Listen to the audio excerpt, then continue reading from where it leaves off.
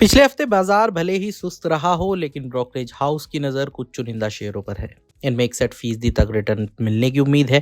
Quick commerce से लेकर defence, real estate और फाइनेंशियल सर्विसेज तक हर सेक्टर की कंपनियों में कमाई के मौके हैं। तो आइए जानते हैं ब्रोकरेज किन स्टॉक्स में कमाई के शानदार मौके देख रहे हैं। सबसे पहला है एटर्नल यानी जोमेटो। ब्रोकरेज फर्म जेफरीज का मानना है कि क्विक कॉमर्स और फूड डिलीवरी स्पेस में एटर्नल यानी जोमेटो के शेयर में बड़ी तेजी की गुंजाइश है। ब्रोकरेज ने स्टॉक पर बाय रेटिंग दी है और 480 रुपए का टारगेट प्राइस रखा है, जो मौजूदा लेवल से करीब 61% का अपसाइड दिखाता है। रिपोर्ट के मुताबिक कंपनी की मजबूत बाजार पकड़ और ये उम्मीद कि मीडियम टर्म में कंपटीशन काबू में रहेगा, इस पॉजिटिव व्यू की बड़ी वजह है। फिर है हिंदुस्तान एरोनॉटिक्स। आनंद राठी रिसर्च ने एचएएल पर बाय रेटिंग दी है और 5,950 रुपए का टारगेट प्राइस रखा है। जीई एरोस्पेस ने एलसीए तेजस MK1A प्रोग्राम के लिए 5वां F404 IN-20 jet engine HAL को सौंपा है। ब्रोकरेज के मुताबिक सरकारी डिफेंस कंपनी से जुड़ी सभी तकनीकी दिक्कतें दूर हो चुकी हैं। फिलहाल सर्टिफिकेशन और जरूरी औपचारिकताएं पूरी की जा रही हैं। ब्रोकरेज का मानना है कि इससे डिलीवरी और आगे के ऑर्डर को लेकर तस्वीर साफ होती दिख रही है। फिर है ICICI prudential AMC। PL capital ने आईसीआईसीआई प्रूडेंशियल AMC पर बाय रेटिंग के साथ कवरेज शुरू की है और 3,000 रुपए का टारगेट प्राइस दिया है, जो अपर प्राइस बैंड से करीब 39% का अपसाइड दिखाता है।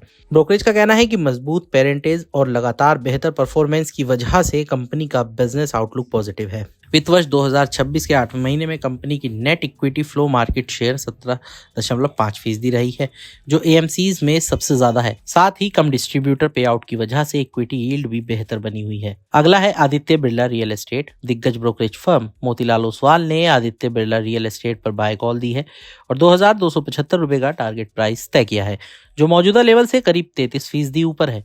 ब्रोकरेज के मुताबिक वित्त वर्ष 2025 में कंपनी की प्री सेल्स करीब 8,100 करोड़ रही, जो कई प्रतिस्पर्धियों से काफी बेहतर है। वित्त वर्ष 2021 से वित्त वर्ष 2025 के बीच प्री सेल्स में 90% CAGR रहा।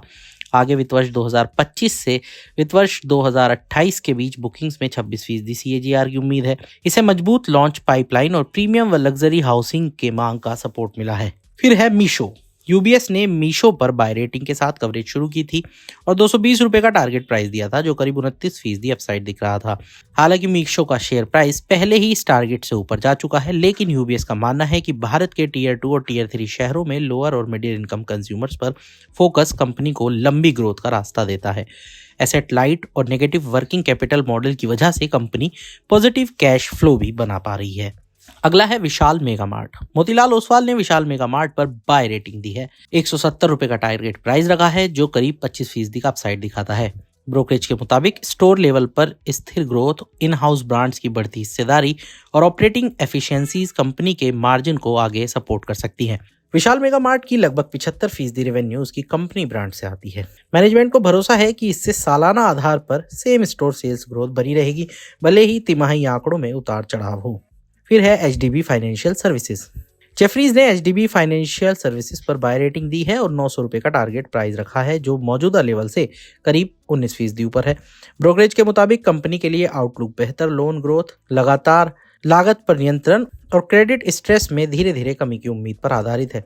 ये कॉल किसी तत्कालिक मुनाफे की छलांग पर नहीं, बल्कि बिजनेस की स्थिर मजबूती पर टिकी है। फिर है TBO टेक। JM फाइनेंशियल ने TBO टेक पर बाय रेटिंग बरकरार रखी है। टारगेट प्राइस बढ़ाकर 1920 रुपए कर दी, जो करीब 15% का अपसाइड दिखाता है। ब्रोकरेज का मानना है कि बदलती ग्लोबल ट्रैवल हैबिट्स के साथ कंपनी को एक स्थिर ग्रोथ मिल सकती है। इन्वेस्टर मीटिंग में मैनेजमेंट ने बताया कि प्रीमियम एयरलाइंस, होटल्स और ट्रैवल एडवाइजर्स के साथ लंबे समय से बने रिश्ते कंपनी को हाई सर्विस ऑफरिंग देने में मदद करते हैं, जो बड़े ऑनलाइन ट्रैवल प्लेटफॉर्म से अलग पहचान बनाते हैं। इसके बाद है रिलायंस इंडस्ट्रीज। मॉर्गन स्टैनली ने रिलायंस इंडस्ट्रीज का टारगेट प्राइस 1,701 से बढ़ाकर 1,847 रुपए किया है। ब्रोकरेज का मानना है कि वित्त वर्ष 2026 वह साल होगा जब कंपनी के सालों के भारी निवेश का फायदा कैश जनरेशन के रूप में दिखने लगेगा।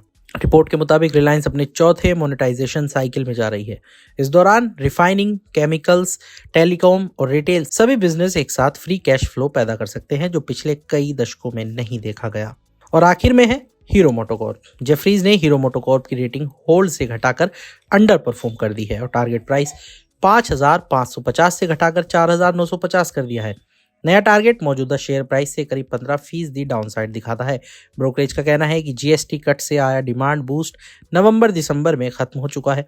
इसी वजह से शेयर पर दबाव दिखा और एनएसई पर एक सेशन में ये 5% से ज्यादा गिरकर 5,513 तक पहुंच गया।